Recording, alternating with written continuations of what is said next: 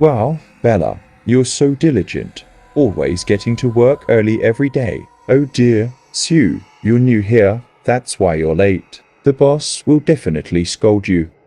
Bella, a young woman from the countryside, had just started working at this doll factory. It wasn't a large factory, so many of the doll parts were outsourced from other factories and assembled here. One of the primary components produced in-house was the sewing of small doll outfits in various styles. Most of the employees here were women, and Prani felt at ease, enjoying the friendly work environment. That evening, as Bella was absorbed in her work, a mysterious voice echoed. Help! Bella quickly turned around in shock, but everything seemed normal. Is something wrong, Bella? It's nothing, I must have imagined it. Bella was deeply puzzled by the voice she had heard, but when she asked others, they all said the same thing. She must have misheard it, as no one else had heard the sound. When the break bell rang, everyone got up and walked out in groups to eat. As they were heading out, they noticed a new notice posted on the bulletin board. It was a call for overtime OT workers. Bella was quite interested. She could hardly believe that this small factory offered higher OT pay than some big companies. You must be new here, Bella. You don't know how haunted this factory is. Don't sign up for OT. But the OT pay is too good to pass up. Sue, come do OT with me. Sue immediately refused when Bella invited her to stay for overtime. Bella, however, who had financial obligations to send money home every month, wasn't concerned with the factory's ghost stories. After lunch break, everyone returned to their workstations until the afternoon. Sun began to set and the end of day bell rang. I'm heading home now, Bella. See you tomorrow. Go home safely, Sue.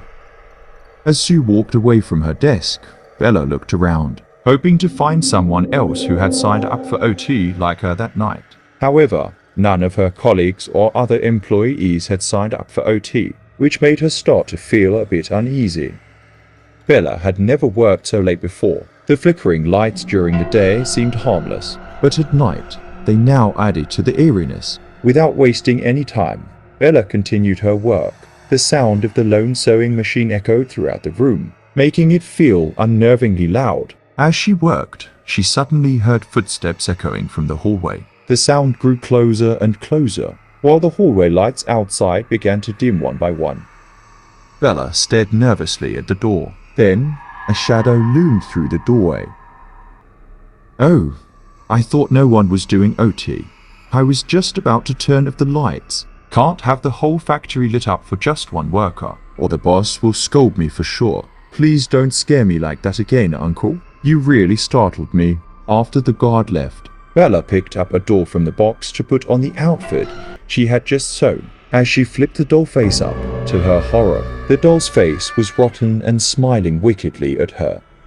Bella froze for a moment. She couldn't believe her eyes, so she gathered the courage to take another look. Bella sighed in relief. The doll she had seen was just a normal toy. She tried to calm herself, telling herself that the ghost stories were just tales to scare new workers. She reorganized the scattered items and was about to press her foot on the sewing machine pedal when, suddenly, the machine started running on its own, echoing loudly in the room. Startled again, Bella looked toward the source of the sound and saw several women in factory uniforms sitting in the shadows, diligently working without raising their heads. Oh, you all are doing OT too? The guard thought no one was here, so he turned off the lights.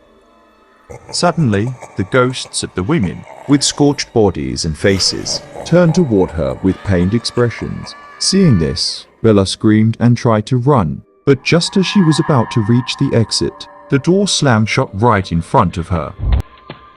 Facing the terrifying apparitions, Bella collapsed to the floor. Please don't haunt me.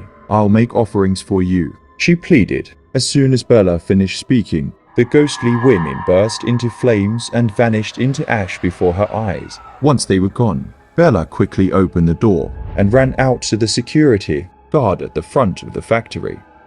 So, you saw them, didn't you, young lady? You must be new here. The security guard went on to explain that many years ago, a massive fire had broken out at the factory one night, while many were working overtime. The highly flammable plastic and fabrics quickly went up in flames, and many female workers perished. Their bodies too charred to be returned for proper funeral rites. The factory owner tried to cover up the incident with money, compensating the victims' families to keep the factory running. Ever since then, strange occurrences had been happening. Workers who stayed late or signed up for overtime Would always encounter something supernatural. That's why none of the old employees were willing to work overtime anymore. Following the incident, the factory owner finally decided to hold a grand religious ceremony, inviting monks and the families of the victims to perform proper rites. After that, no one ever reported strange sightings at the factory again. Well, that's the end of the haunted doll factory story. I hope you enjoyed it. Don't forget to leave a comment below. The admin reads every single one. Lastly, don't forget to like and subscribe to our channel so you don't miss any new clips, and to support us in making more content. Thanks for watching.